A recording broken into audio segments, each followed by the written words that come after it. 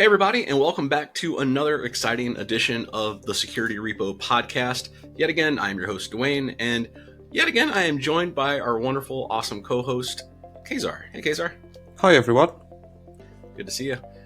This week, we have an awesome guest, Stephanie Honore, who also is known as Scarlet Danger out there in the world of hacking, is a professional programmer, building applications by day and volunteering OSINT investigator by night for NGOs that combat human trafficking. She's been a member of YTCracker, the Women of Cybersecurity, since 2016, and she's attended a lot of events such as Hacker on the Hill here in January 2024 last year. She began by attending local meetups and frequently attends cybersecurity conferences such as B-Sides and Texas Cybersecurity Summit. And she's recently started joining online chat communities, such as like on Discord and IRC, where she's getting a lot of exposure to different sides of the security field. Outside of work, she is a NerdCore musician. She's making songs about security intelligence, a genre she's dubbed spycore, which would love to talk to you about later. And these are inspired, of course, greatly by performers like YTCracker, MC Frontalot, Yung Innanet. For me, like, that brings back a lot of great memories. So I just love to start there. NerdCore, welcome to the show, first of all. Thanks for being here. But it's not a security question, but there might be some people out in the world who don't know what NerdCore is. Could you just give us a quick, just fun, like, high level, what is NerdCore? Yeah, so NerdCore is a genre of music that blends hip hop with whatever topic you're really nerdy about. So it can be like language or, like poetry, it could be physics, or it can be hacking, which YTCracker and Yung Innanet, they rap about that, and MC Frontalot too, I think. Awesome.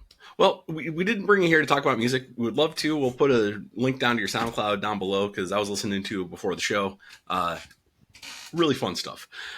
Well done. But we did bring you in because you have a good amount of experience. When we met down in Austin at B-Sides, we had a whole conversation, and the Freedom of Information Act came up, FOIA, as we call it here in the U.S. And you've worked on those and releasing those and getting those redacted and properly vetted out to the world. What is FOIA? What is the Freedom of Information Act for folks that might not be familiar? Yeah, so Freedom of Information Act started in 1967. So basically, it's the public's right to request records from our federal government.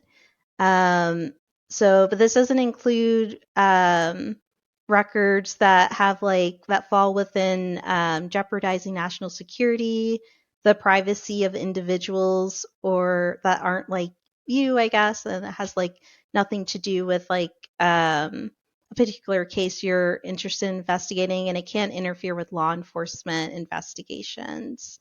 So you're probably wondering what that might look like. So think classified information becoming declassified.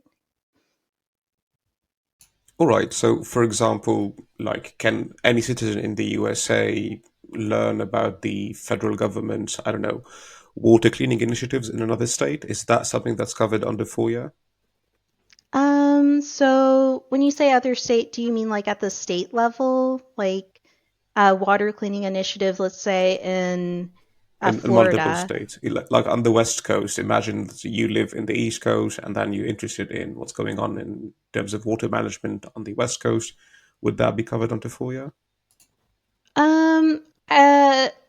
Unless the federal agency that oversees water treatment has that information, then it probably wouldn't. So if you go to FOIA.gov, there's a list of agencies that you could submit FOIA requests to. So that I would look under there if there was something that had to do with environmental sciences. One of my favorite examples recently of FOIA in action is a journalist here in the U.S. Petitioned to get it's an NSA recording of Grace Hopper, a presentation she gave in the 80s, which back then the NSA denied they even existed. So it took a lot of paperwork, a lot of like, can we clear this? Did she say anything that might jeopardize national security if we were to release this? That's one of my favorite examples. You can go find that online. We can link that as well. That's a wonderful lecture. But I'm curious, like, what other like big kind of things have you worked on with FOIA? Anything notable you can? Well, I guess now it's been released, so. Yeah, so I worked on a team that actually built chain of custody software for the government, and it integrated with a tool called Relativity, which is a legal software. And in the software, you could do like redactions.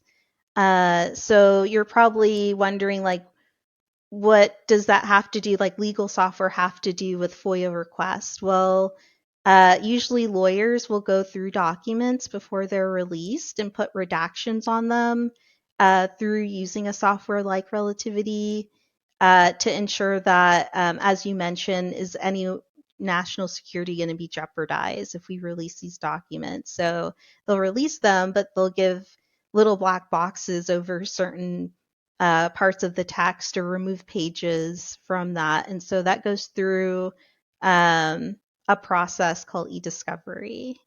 Right. You mentioned chain of custody, and that's quite the legal term, if that makes sense.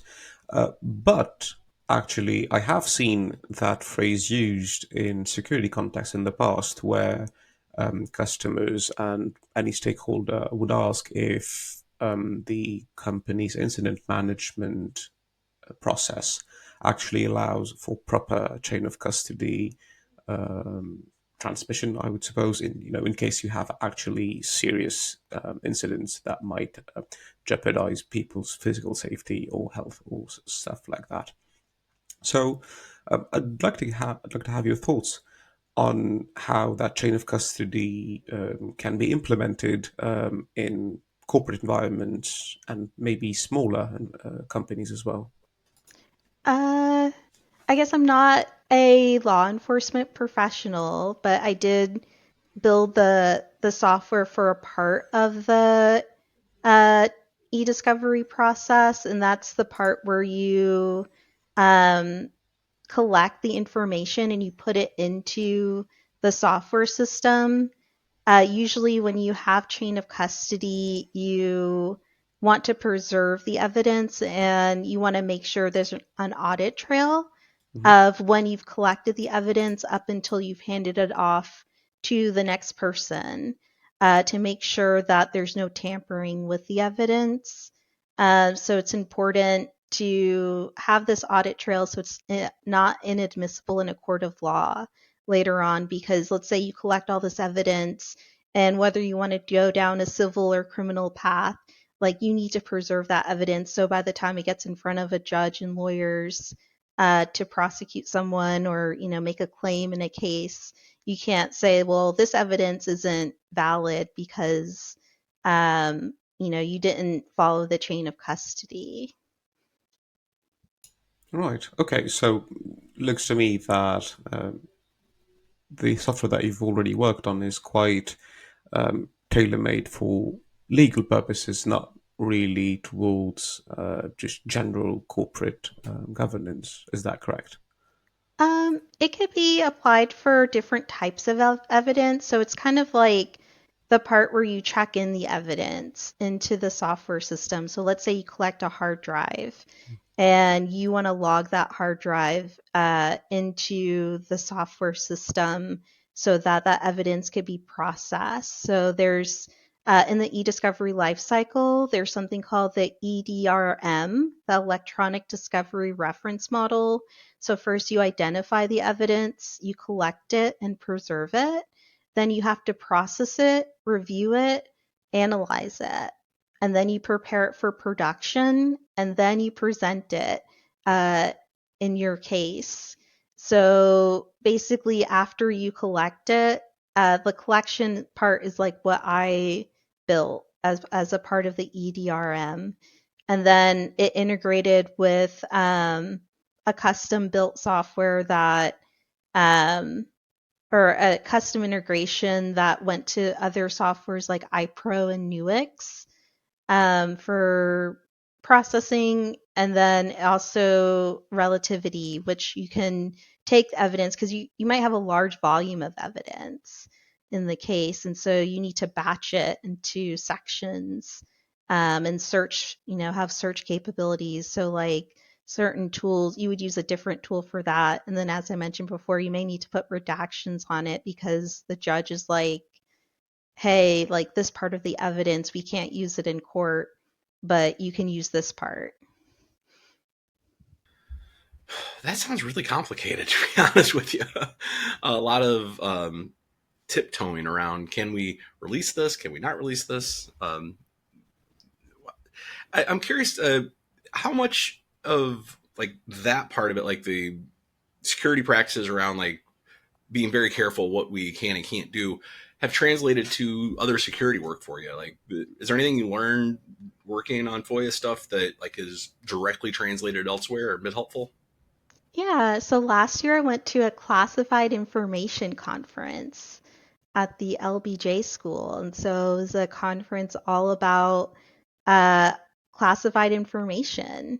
And I actually got to be on C-SPAN because they were recording there. And there were some historians there who were responsible for uh, essentially going through documents and archiving it for like history, like, preserving the history or the narrative.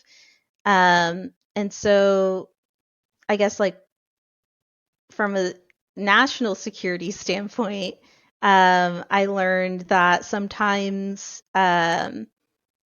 information is sort of removed in order to protect U.S. national interests or national security, or it's like not removed, it's redacted, or it's like the context is changed because of that. But historians have an ethical obligation to continue sharing a certain narrative in order to be honest about history. And then I guess I'm trying to think from a security standpoint. I'm not sure where there's overlap. There's actually some overlap with AI. Right now, there's an overclassification issue happening in the IC where a lot of information is deemed classified. So you need all these clearances or people who have clearances in order to access that information in a SCIF. And that's expensive and time consuming to get someone a clearance. And also, like they have to have restricted access to only certain parts of the information. So there's a lot of compartmentalization. So I guess like I learned that sometimes it's okay to use open source information or not classify things in order to make the information, the intelligence better actionable, if that makes sense. Oh, and I guess AI comes in. They want to use AI to help process the information better, because it has a lot of these large language models have a lot of capabilities to parse through the language better and faster, and it can reduce time and money for the products to be generated. But if you have a large language model process all that information, won't you also get the biases of that language model? Yeah, so at Hacker on the Hill, we actually talked about AI ethics and AI security. So right now, the way that it's described is that AI is this highway, and there aren't any guardrails on the highway. So you're in this fast car, or AI is the fast car on a highway without guardrails. So what Congress and policymakers and big tech companies are trying to do are put um, tools in place that will measure biases, ensure training data that's used to train the models that they are inclusive. Because if you're using a data set that isn't inclusive of all of the scenarios, you can get biases that way. Security for AI models is a big deal. So you can put markers in your training data, and then that can result in false positives. You could backdoor models and change the weights of the pickle file. And then that would also result in incorrect results. And prompt injection, I think that's also an issue with AI models. It's definitely something we're all learning about at the same time. That's, I think, one of the big challenges of AI is it can do anything. That's the promise anyway. But that also means it's unlimited amount of abuse and unlimited amount of problems that we're going to see with it. Um, I'm just curious, like in your work with AI, like personal, like have you noticed like any big surprises? Like, hey, I didn't expect it to do this, or like it's doing this just wrong, and I don't know why. Yeah, so actually, I had a startup previously that I ran with my cousin. He has his PhD in cybersecurity and is at Cambridge right now. And our startup was protecting Jupyter notebooks. So he discovered that there are vulnerabilities in Jupyter notebooks because it opens a port every time you open one. And a lot of universities and enterprises use Jupyter notebooks in order to build those AI models. And as you can imagine, those Jupyter notebooks, they can have access to your data because that's where you're connecting to your database in order to execute um, the scripts in order to build your model and train it. So yeah, we wanted to build a monitoring tool for Jupyter notebooks because we realized that it's a big issue if organizations aren't cognizant of how many Jupyter notebooks they have running in their systems and their environments at one time. And in 2022, there was a ransomware attack that occurred through a Jupyter notebook. So the risk of having major impact on your organization can be high. We're all now very curious to know what happened with that startup. Um, my cousin, so he didn't work at Cambridge yet. Well, we did the startup and then he got a job at Cambridge. So he was like, oh, this is a great opportunity. And he does their red team there. So I don't blame him. And then I ended up having to look for new co-founders and the idea shifted from protecting Jupyter notebooks to building a talent marketplace in order to combat cybercrime through providing economic opportunities for emerging talent in the uh, cybersecurity space. All right then, well, how's that going now? Yeah, so we're building MVP still. I'm working with two co-founders.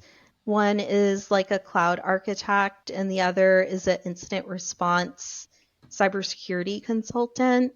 So we're just still building. It's really been a fun project to work on because like most talent marketplaces, they look at resumes, and for a lot of emerging cybersecurity talent, they don't have the experience yet on their resume, so it's like difficult for them to get picked up through these resume tracking systems to get interviews. So it's supposed to be like skill based, like you get like think about gamified LinkedIn. Um, so you basically do projects and you get points for that, and then the project becomes your resume. That's a really interesting path there. That's actually reminds me. That's something we actually talked about briefly in Austin. Is this conclusion that Kazar and I think a lot of people are coming to, that there's no actual such thing as a traditional way in. There's no traditional background, or you follow these steps and now you're a cybersecurity person. Like everyone just kind of has their own story of how they ended up in it. Um, and I'd be curious to hear yours. Like, how did you go from I'm not in security to hey, I want to work in security? Yeah, so it's actually a funny story, and I'm glad you brought that up because I actually got to meet YTCracker, and there's this like big spreadsheet, or it's not a spreadsheet, it's like a document that has all these verticals for security certifications. So you pick your career path, and it shows you all the certs that you need.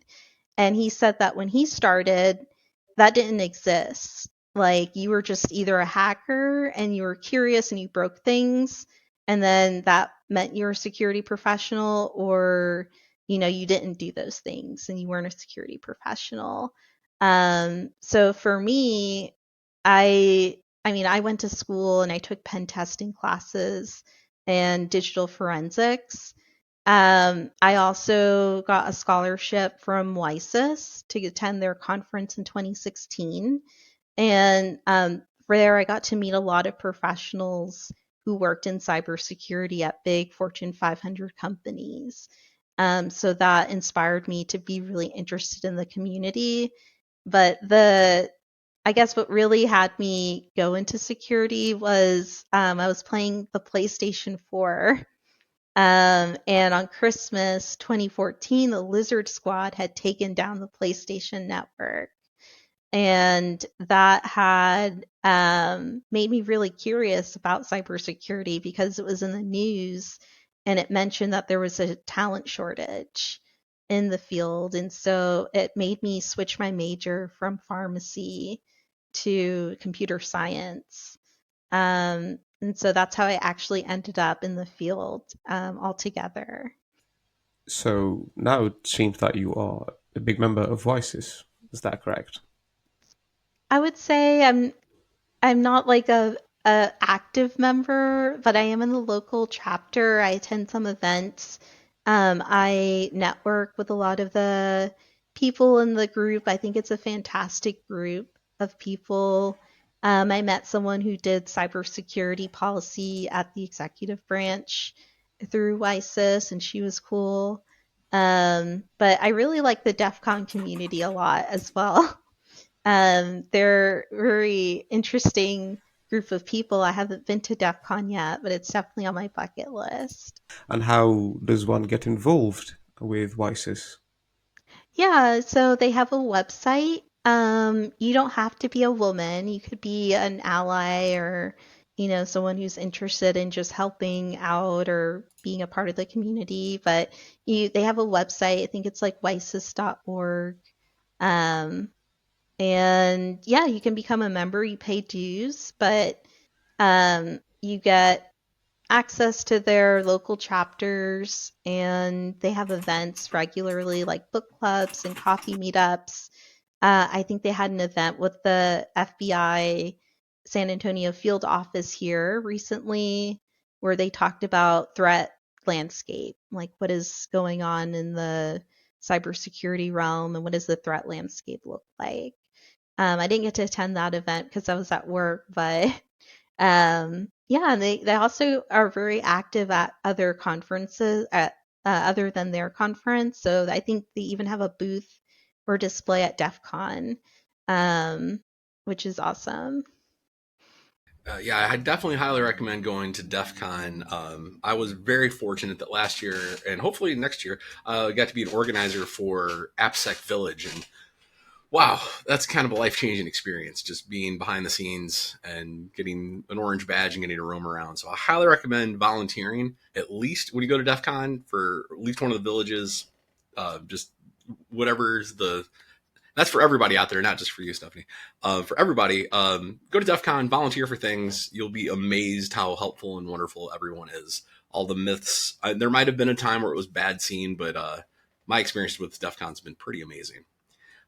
But like WISA sounds in its own way kind of like OWASP. At least my involvement with OWASP. I'm a proud member. I talk about their tools in public a lot. I push people to go look at their stuff. But yeah, I'm in that same boat of like, am I really a big OWASP member? Like, I don't have any direct core contributions to projects. Just I'm out there doing stuff. But I think that's a good way to be in a community, being a fan of it and promoting what they believe in. There's a lot of value to that in and of itself. That actually brings up something else we said earlier in your bio, and that's something again we talked about. Is you've been getting more and more online, more involved in online security communities. What's that about? Like, what communities are we talking about?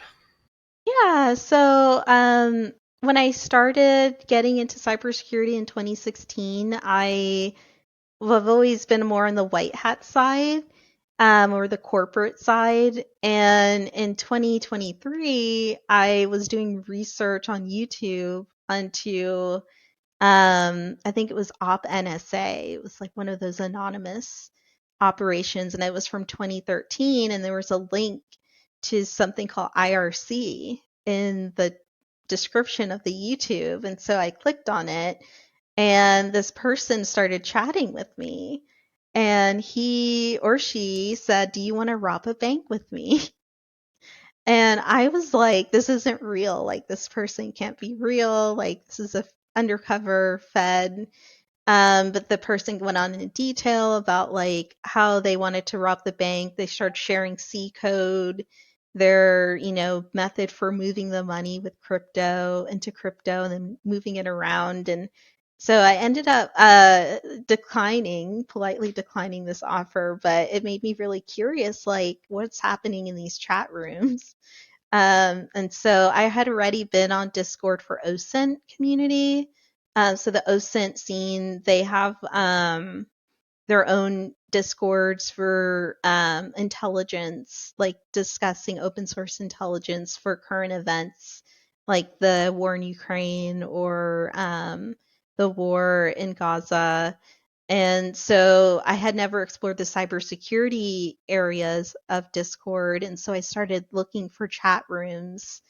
And yeah, it's been really interesting. I got labeled a threat actor once. I got someone thought I was a threat actor, so I had to contact Discord's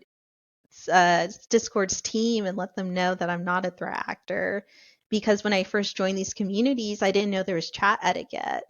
Like, you can't troll spamming chats. I was promoting my music, as in I was sharing it, and they thought it was like my music is spycore, so they thought it was like threatening.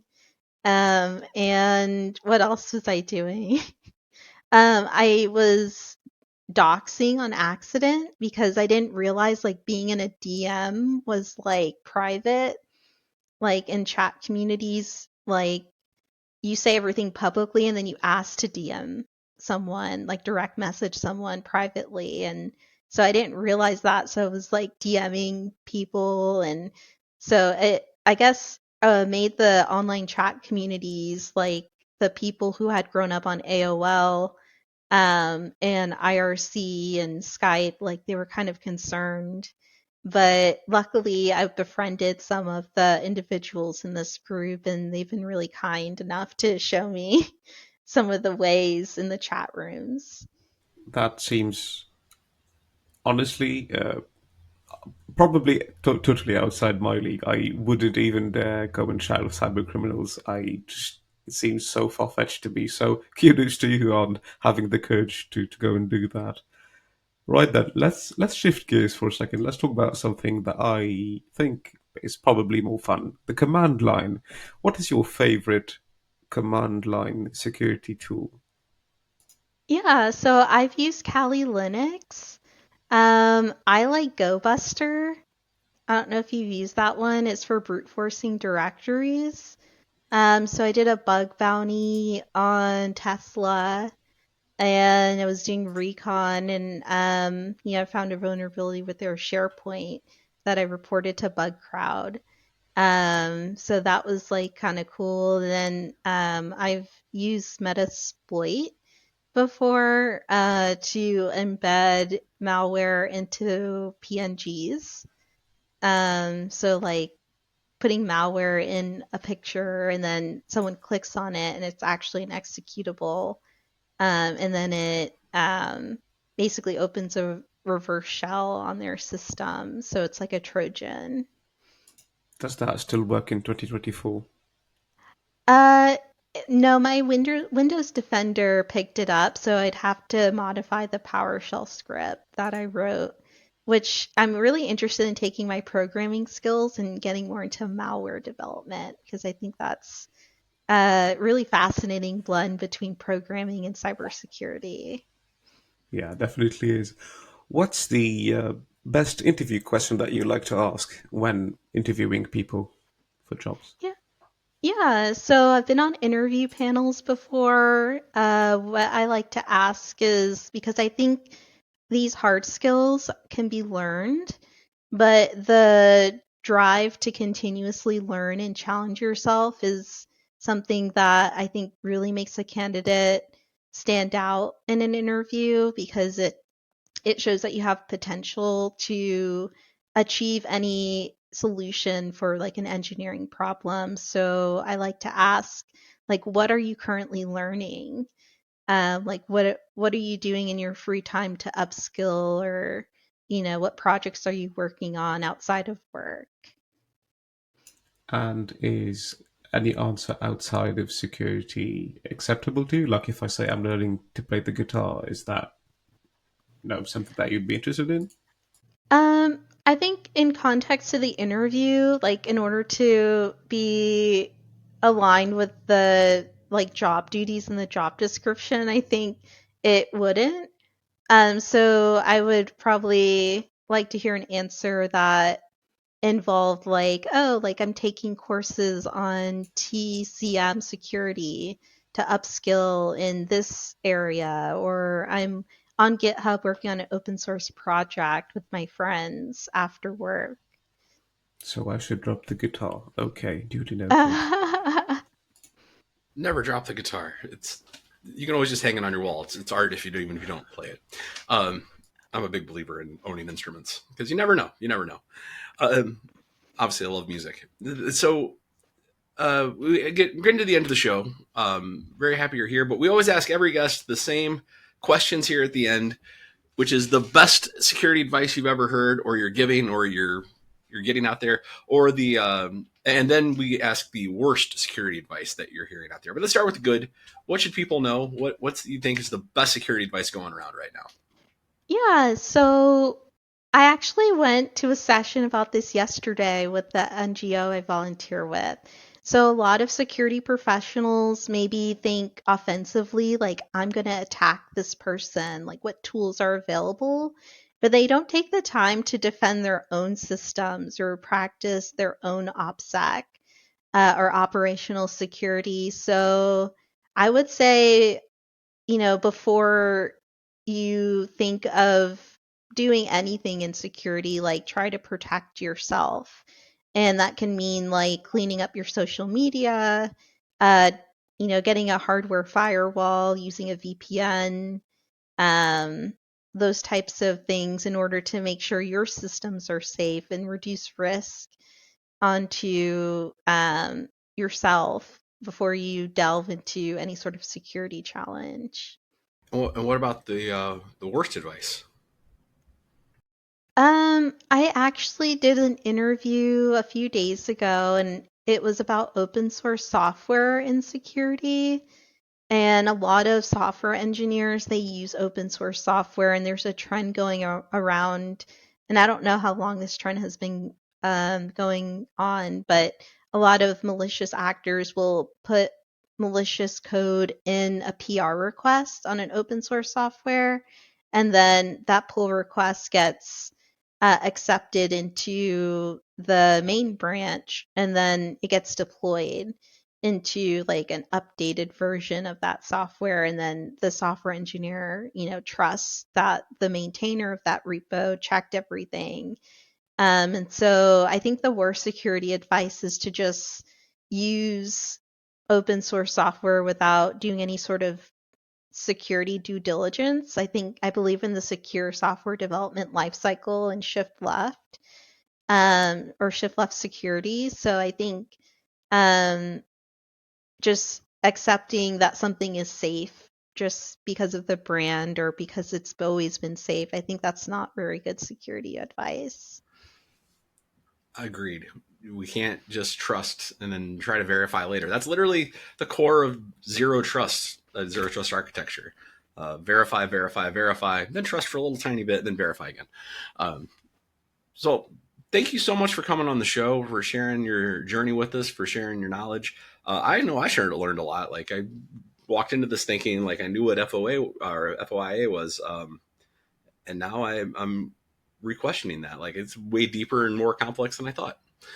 Kazar, any final thoughts here before we sign out today? It's been a pleasure chatting with you today, Stephanie. Honestly, given my day-to-day work, I constantly interact with my legal team here at Good Guardian, and just seeing that how intricately linked both security and legal considerations always are, it is quite interesting to see how we can apply maybe some security principles to legal work and vice versa, actually. So thanks for chatting with us today, and hope to see you soon on the show. Awesome. Thank you. Any final words you want to go out on? Anything you want to promote? Any links you want us to go see? I definitely would encourage everyone to try to go to a local cybersecurity meetup, if possible, and learn about cybersecurity. And then, if you're interested, I think NerdCore is just like a really cool genre of music. And whether or not you're into spycore or hackercore or any type of other interest, I would encourage people to explore nerdcore music as well. Well said. Well, thanks for being here, and thanks everybody for listening. Make sure you like, subscribe, tell your friends, and keep spreading the good word out there so we can all get safer together. Thanks.